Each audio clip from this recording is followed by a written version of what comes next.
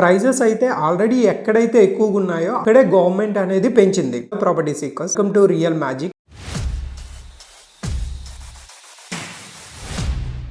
Real estate news లో episode number 2 కి స్వాగతం. ఈ రోజు మన ఫస్ట్ న్యూస్ వచ్చేసరికి తెలంగాణలో land, plot, apartment government prices అనేవి 15 to 25% అనేవి పెరిగింది. ప్రైజెస్ అయితే ఆల్రెడీ ఎక్కడైతే ఎక్కువగా ఉన్నాయో అక్కడే గవర్నమెంట్ అనేది పెంచింది. దీనివల్ల మీరు ప్లాట్ గానీ, ల్యాండ్ గానీ, అపార్ట్మెంట్ గానీ రిజిస్ట్రేషన్ చేసుకున్నప్పుడు registration and stamp duty charges అనేవి పెరుగుతాయి. దీని ప్రకారం మీ బడ్జెట్ అనేది ప్లాన్ చేసుకోండి. సెకండ్ న్యూస్ వచ్చేసరికి కోహెడ్ ఫ్రూట్ మార్కెట్ దుల్లాపూర్ పేట్ ఇజ్రాయల్ 200 acres లో ఏషియాలోనే ఒక పెద్ద మార్కెట్ అనేది గవర్నమెంట్ డిసెంబర్ నుండి స్టార్ట్ చేయడానికి ప్లాన్ చేస్తుంది. నాకు తెలిసి నిన్న శంకుస్థాపన అనేది జరిగింది. దీని వల్ల ఇన్వెస్టర్ కి ఎలాంటి యూజ్ అనేది ఉంటుంది అనేది మనం ఇప్పుడు తెలుసుకుందాం. సో ఈ ఫ్రూట్ మార్కెట్ వలన 50,000 to 1 lakh పీపుల్ కి అనేది ఎంప్లాయ్మెంట్ అనేది దొరుకుతుంది. ఎక్కువగా లాజిస్టిక్స్, కోల్డ్ స్టోరేజ్, ప్యాకేజింగ్ ఇండస్ట్రీలో ఎంప్లాయ్మెంట్ అనేది మనకు కనిపిస్తుంది. సో ల్యాండ్ ప్రైజింగ్ పరంగా చూసుకున్నట్లయితే ఫ్రూట్ మార్కెట్ ఓఆర్ఆర్ కి దగ్గరగా దట్టు విజయవాడ హైవేకి కనెక్ట్ అయి ఉండడం వల్ల చుట్టుపక్కల ప్రాంతాలైన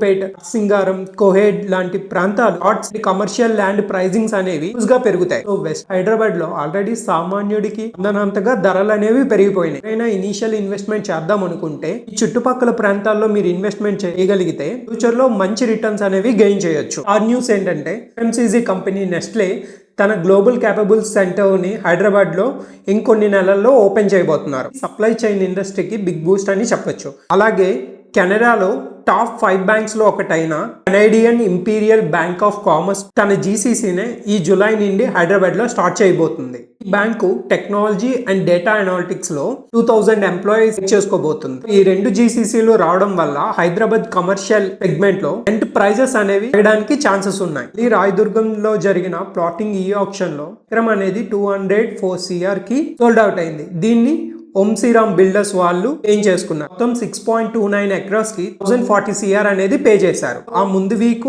అండ్ లాస్ట్ వీక్ జరిగిన ఈ ఆప్షన్ లో గవర్నమెంట్ కి 2529 అనేది జనరేట్ అయింది. ఆంధ్రప్రదేశ్ బిల్డర్స్ కి, కస్టమర్స్ కి కొత్తగా తెచ్చిన card software property and land registration కి యూజ్ చేస్తారు.